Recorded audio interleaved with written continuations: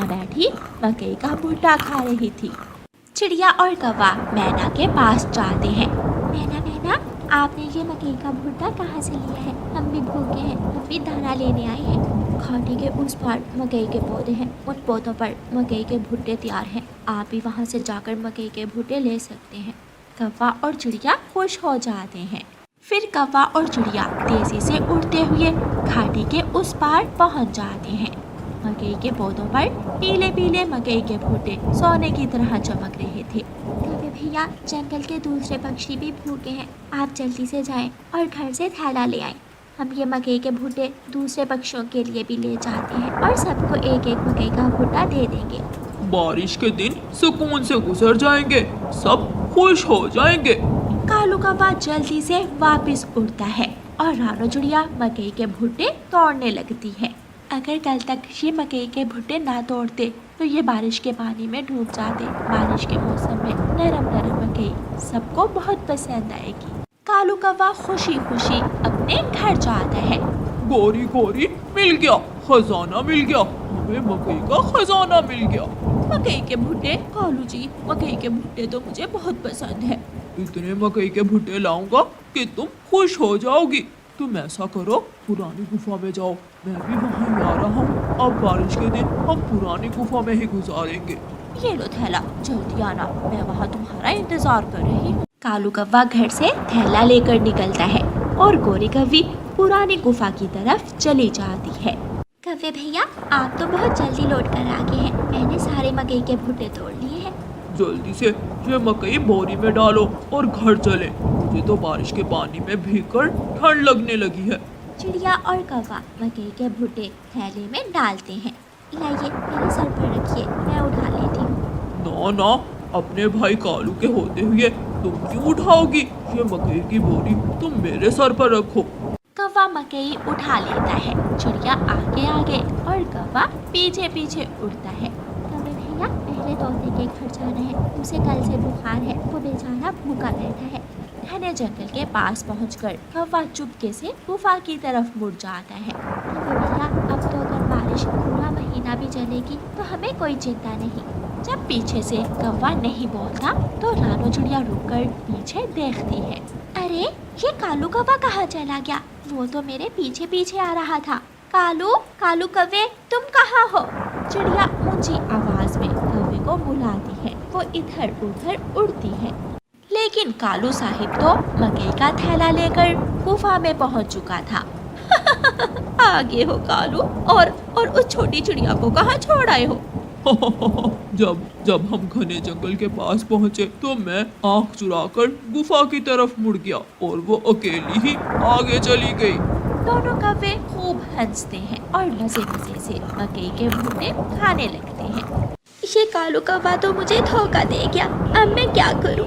मेरी गुड़िया भी भूखी है और दूसरे पक्षी भी मेरे इंतजार में बैठे होंगे। मैंने तोते से भी दाना लाने का वादा किया था। अब मुझे फिर से जंगल जाना होगा। रानो चिड़िया हिम्मत नहीं हारती। वो फिर से उड़ती है और उड़ती उड़ती पुराने कुएं के पास जाती है। पुराने कुएं के पास एक लीची का पेड़ था जिस पर लाल लाल पकी हुई लीचियां लगी हुई थी। कौवे, अगर तुमने मुझे धोखा दिया तो ऊपर वाले ने मुझे मकई से भी अच्छे फल दे दिए। अब मैं और मेरे दोस्त भूखे नहीं रहेंगे। रानो चिड़िया उस पेड़ से लीची के 2 बड़े बड़े गुच्छे तोड़ती है। शायद कौवा नहीं जानता कि अपने दोस्तों को धोखा देने वाला कभी खुश नहीं रहता। रानो चिड़िया लीची के फल लेकर वापस जाती है। रानो चिड़िया तोते को लीची का फल देती है। तोते भैया, आप ये फल खाकर अपनी भूख मिटाएं और मैं गुड़िया को फल देकर आपको बुलबुल डॉक्टर से दवा भी ला देती हूँ। रानो चिड़िया, आप बहुत अच्छी चिड़िया हो। अगर जंगल के सभी पक्षी आप जैसे बन जाए तो जीवन बहुत आसान हो जाए। तोते भैया, मैंने कुछ अलग नहीं किया। जो मैंने अपने माता पिता से सीखा मैं वही करती हूँ। फिर रानो चिड़िया कबूतर को लीची का फल देती है और फिर अपने घर चली जाती है। मम्मा, ये फल तो बहुत स्वादिष्ट है। हाँ मेरी बेटी, जब कौवा मकई के भुट्टे लेकर भाग गया तो एक बार के लिए मैं बहुत परेशान हो गई थी। गोरी कव्वी और कालू कौवा अपने ध्यान बैठे मकई के भुट्टे खा रहे थे कि पीछे से गुफा में रहने वाला पुराना नाग गोरी कव्वी को पूंछ से पकड़ लेता है। मिल गया, बारिश में मांस मिल गया मुझे। कालू मुझे बचाओ कालू। सांप सांप सांप। कालू कौवा शोर मचाता हुआ गुफा से बाहर निकलता है और भागा भागा जंगल जाता है। रामू चिड़िया तोते की दवा लेकर वापस आ रही थी। चिड़िया चिड़िया, गोरी को सांप ने पकड़ लिया है, मेरी मदद करो, मेरी मदद करो। कहाँ है गोरी कव्वी? पुरानी गुफा में। हम मकई के भुट्टे चुराकर पुरानी गुफा में चले गए थे। रानू चिड़िया कालू कव्वी के साथ जाती है, लेकिन पुरानी गुफा में ना तो गोरी कव्वी थी और ना ही सांप, लेकिन गोरी कव्वी के टूटे हुए पंख और 2 हड्डियां पड़ी थी। खा गया वो सांप, मेरी पत्नी गोरी जी को खा गया।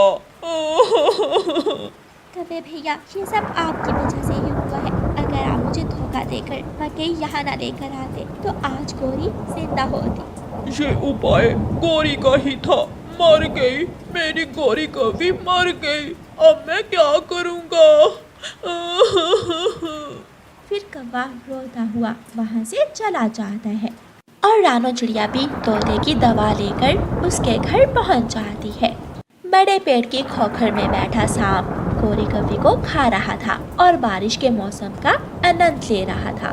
प्यारे दोस्तों, इस कहानी को लाइक, अपने दोस्तों के साथ शेयर और चैनल को सब्सक्राइब करना बिल्कुल मत भूलना। आपका धन्यवाद। जंगल में तेज बारिश हो रही थी। चिड़िया अपने घर में अपने बच्चों के लिए आलू मटर वाले चावल बना रही थी। माहिर कबूतर अपना छाता लिए आता है। उसके पास एक टोकरी भी थी। मम्मा, बाहर दरवाजे पर कोई है, मैं देखती हूँ। चिड़िया दरवाज़ा खोलती है। कबूतर भैया, आप अंदर आ जाएं।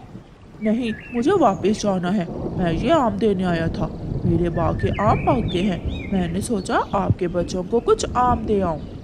कबूतर भैया, आपका बहुत बहुत धन्यवाद जो आप मेरा इतना ख्याल रखते हैं। रुके, मैं अभी आई। चिड़िया आमों की टोकरी अंदर ले जाती है और एक डिब्बे में आलू मटर वाले चावल डालकर लाती है। ये ले कबूतर भैया, मैंने चावल बनाए थे। लूसी को आलू मटर वाले चावल बहुत पसंद हैं। ऐसी बारिश में आलू मटर वाले चावल देखकर लूसी तो पागल हो जाएगी। कबूतर चला जाता है। उसी जंगल में 2 कौवे भी रहते थे, जिनका मिलना किसी से भी ना था, क्योंकि वो सबसे लड़ाई करते थे। वो अकेले ही रहते थे। कालू, मेरा आम खाने को दिल कर रहा है, मुझे आम ला कर दो। आम? ऐसी बारिश में मैं कहाँ से तुझे आम ला कर दूं? कहीं से भी, बस मुझे तो आम खाने हैं। अगर खाने हैं तो बाहर जाकर ढूंढ लो, मुझसे नहीं होगा ये सब। तो ठीक है, मैं भी अकेली ही मीठे मीठे आम खा कर आऊंगी। फिर गोरी कव्वी अपने घर से निकलती है। गोरी कव्वी जानती थी कि उसे आम कहाँ से मिलेंगे, इसलिए गोरी कव्वी सीधी कबूतर के आमों के बाग में जाती है। बारिश का पानी तो बहुत ठंडा है, गर्मी में भी ठंड लगने लगी है। गोरी खुद से ऐसे बातें करते हुए एक आम के पेड़ पर जाकर बैठ जाती है और आम खाने लगती है। लूसी, तुम बैठकर आलू मटर वाले चावल खाओ और मैं एक चक्कर बाग में लगा कर आता हूँ। रहने दे पति जी, ऐसे मौसम में कौन तोड़ेगा आम? चोर ऐसे मौसम में ही तो घर से निकलते हैं। कबूतर अपनी लाठी उठाता है और घर से निकलता है। कबूतर दूर से ही गोरी कव्वी को पेड़ की डाल पर बैठा हुआ देख लेता है। इसे तो आज मैं नहीं छोड़ूंगा। गोरी कव्वी अपने ध्यान बैठी आम खा रही थी कि पीछे से आकर कबूतर गोरी कव्वी के एक लाठी मारता है। गोरी कव्वी पेड़ से नीचे गिर जाती है। हाय, मैं मर गई। आज मैं तुम्हें मार ही दूंगा। कबूतर गोरी को पेड़ से बांध देता है। अब तू मेरे बाग में काम करेगी, मैं ऐसे तुझे जाने नहीं दूंगा, चोरनी कहीं की। चाचा कबूतर, गलती हो गई, मुझे माफ कर दो। मैं फिर दोबारा कभी चोरी नहीं करूंगी। थोड़ी देर बाद बारिश रुक जाती है। चलो अब जल्दी से पके हुए आम तोड़ तोड़ कर इस टोकरी में डालो। चाचा जी, मेरा पति मेरा इंतजार कर रहा होगा, प्लीज मुझे जाने दो। पहले ये काम करो, फिर ही मैं तुम्हें जाने दूंगा। फिर गौरी कौवी कबूतर का सारा काम करती है। वो पके हुए आम तोड़ तोड़ कर टोकरी भरती है। जाओ, अब दोबारा अगर तुम मुझे कहीं नजर आई तो मैं तुम्हारी टांगे तोड़ दूंगा। गौरी वहां से भाग जाती है। कालू कालू, उस कबूतर ने मुझे बहुत मारा और मुझसे काम भी करवाया। क्या पकड़ी गई थी तुम? हाँ, मैं बैठी पका हुआ आम खा रही थी कि न जाने कहां से वो गंदी आंखों वाला आ गया और मुझे मारने लगा। उसने मुझे पेड़ से बांध दिया और फिर मुझसे काम भी करवाया। कालू, मैं बदला लूंगी उस कबूतर के बच्चे से। तुम चिंता ना करो गौरी, अब सामना होगा उसका तुमसे भी बड़े चोर का। कालू कौवा कहते हैं मुझे। मैं देखता हूँ वो कैसे अपने आम तोड़कर मंडी लेकर जाता है। कबूतर भैया, मैं दाना लेने जा रही हूँ। चिड़िया, इन दिनों चोर बहुत आ रहे हैं मेरे बाग में। तुम ऐसा करो, मेरे बाग की रखवाली करो और मैं शाम को आपको कुछ आम दे दूंगा। चिड़िया मान जाती है और कबूतर के बाग की रखवाली करने लगती है। कबूतर कुछ आम तोड़कर मंडी ले जाता है और चिड़िया पीछे आमों की रखवाली कर रही थी। मामा जी, मेरे साथ चलो, आज उस गंदी आंखों वाले कबूतर को मजा चखाना है। भांजे कालू, मेरा भी आम खाने का बहुत दिल कर रहा है। जो आम चोरी करेंगे हम आपस में आधे आधे बांट लेंगे। मामा जी, आज तो हम कबूतर का बाग ही खाली कर देंगे। तो फिर चलो। कालू का मामा और कालू दोनों कबूतर से बदला लेने जाते हैं। वो चिड़िया यहाँ क्या कर रही है? लगता है कबूतर ने उसे अपने आमों की रखवाली के लिए यहाँ छोड़ा है। मामा जी, अब हम घर जाते हैं और रात को आएंगे। शाम हो जाती है। चिड़िया, ये लो, ये आम तुम रख लो और अब तुम घर जाओ। कल सुबह सवेरे ही काम पर आ जाना और रात की रखवाली मैं खुद कर लूँगा। कबूतर भैया, ध्यान रखना, आज तो कौवे इधर उधर उड़ते फिर रहे थे। तुम चिंता ना करो चिड़िया, मैंने चोरों का बंदोबस्त कर लिया है। चिड़िया अपने घर चली जाती है और कबूतर अपने थैले से एक बड़ा जाल निकालकर आम के पेड़ के ऊपर डाल देता है और एक लंबी रस्सी पास रखकर थोड़ी दूर जाकर सो जाता है। कालू कालू, अब जाओ भी, अब तक तो वो कबूतर का बच्चा सो गया होगा। चल भी कालू, आज दोनों मामा भांजा मिलकर कबूतर का बाग ही खाली कर देंगे। कालू और उसका मामा घर से निकलते हैं।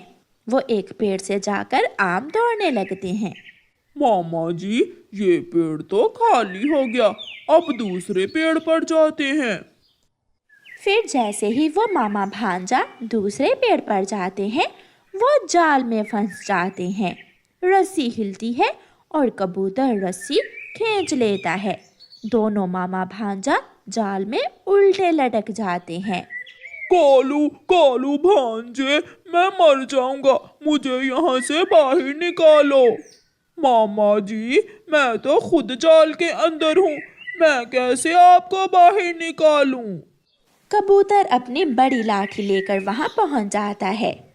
कबूतर चाचा, हमने चोरी के आम आपस में बराबर बांटे थे, इसलिए अब पिटाई भी बराबर ही होनी चाहिए। नो नो, मैं मामा हूँ कालू का।